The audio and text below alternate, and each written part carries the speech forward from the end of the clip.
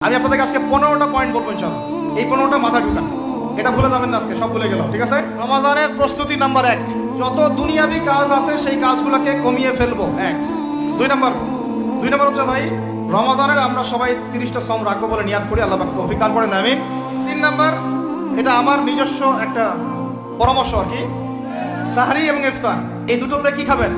মুসলমানের মুমিনের মতো খাবার খাবেন, জানোয়ারের মতো খাবার খাবেন, আল্লাহ পাক বোঝার তৌফিক দান করেন।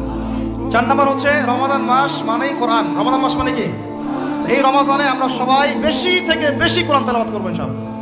5 নাম্বার, রমাদান মাসে আমরা ফরজ ইবাদতগুলোকে সর্বোচ্চ গুরুত্ব দিব ইনশাআল্লাহ। যেমন সবার আগে কি? সালাত। এই একটাই বল, সালাত। সালাত নাই ইসলাম নাই, সালাত নাই সে ব্যক্তি মুসলিম না। সোজা কথা শুনেন, নবীজি বলছেন, মান তারাকা সালাতান মুতাআম্মিদান ফাকাদ কাফারা। কেউ যদি ইচ্ছা করে সালাতকে অস্বীকার করে, ছেড়ে দেয়, সে ব্যক্তি কুফরি করে। 6 নাম্বার হচ্ছে, ফরজের পাশাপাশি সুন্নত এবং নফলের পাবন্দি। দেখেন, ফরজ নামাজের আগে পিছিয়ে অনেক নামাজ আছে না সুন্নত, দৈনিক 12 রাকাত সুন্নত যে ব্যক্তি পড়বে তার জন্য জান্নাতে ঘর নির্মাণ করা হবে। 7 নাম্বার হচ্ছে, আমরা কোনো অবস্থায় হারাম কোনো রিজিকে যাব না, রাজি? 8 নাম্বার হচ্ছে, আমরা রমজান মাসে সবার যাকাতগুলো দিয়ে দিব ইনশাআল্লাহ। যাকাত যাদের ফরজ হয়েছে আল্লাহর রাস্তায় যাকাত দিয়ে দেন, যাকাত দিবেন না এটাও জাহান্নামে যাওয়ার অন্যতম কারণ। 9 নাম্বার, যাকাত ছাড়াও আমরা বেশি বেশি দান সদকা করবো ইনশাআল্লাহ। রমজানে বেশি বেশি সদকা করবেন, বেশি বেশি সদকা। মানে সদকার এমন ক্ষমতা আছে যে আপনার তাকদিরে মনে করেন একটা বিপদ লেখা আছে, মনে করেন আপনি এখানে সদকা করছেন, এই সদকার ওসিলাতে আল্লাহ পাক আপনার এই বিপদটা দূর করে দিতে পারে। 10 নম্বর হচ্ছে ভাই, রোজা রেখে বেশি বেশি ইস্তেগফার করবেন।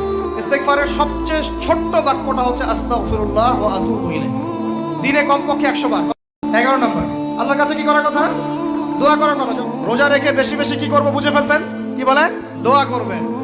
12 নম্বর হচ্ছে, রমজান মাসে আমরা তারাবির নামাজ পড়বো ইনশাআল্লাহ জামাতে। কোথায়? জামাতে ইনশাআল্লাহ। এখন 13 হচ্ছে, শেষ রাত্রেও কিছুটা সময় হলেও আল্লাহকে ডাকার চেষ্টা করেন, সুন্নত নফল কিছু করার চেষ্টা করেন, দোয়া করেন, কোরআন তেলাওয়াত করেন। ওই সময় আল্লাহ পাকের রহমত নেমে আসে। আল্লাহ পাক আহ্বান করতে থাকেন, কে আছো আমার কাছে ক্ষমা প্রার্থনা করবো, আমি তোমাকে ক্ষমা করে দিব। 14, যদি সামর্থ্য থাকে, সবার তো সামর্থ্য নাই, কিন্তু যদি সামর্থ্য থাকে রমজান মাসে একটা উমরা করে আসতে পারেন। আল্লাহ পাক যারা নিয়াত করেছে উমরা করার, আল্লাহ পাক করার তৌফিক দান করেন। আচ্ছা, শেষটা হচ্ছে, রমজানে আমরা আমাদের আশপাশের সমাজের যত দরিদ্র মানুষ আছে, অসহায়, দরিদ্র, ইয়েতিম, বিধবা, মিসকিন, এরকম মুসলিম যারা আছে তাদের সবাইকে ইনশাআল্লাহ রমজানের পণ্য সামগ্রী, খাদ্য সামগ্রী বিতরণ করবো ইনশাআল্লাহ। আর এর সাথে একটা জিনিস জুড়ে দিলাম, রমজান মাসে আমরা বেশি বেশি মানুষকে ইফতার করাবো ইনশাআল্লাহ। কারণ যাকে ইফতার করাবেন এই রোজাদারের রোজার নেকি আপনার আমল নামায় যুক্ত হয়ে যাবে ইনশাআল্লাহ।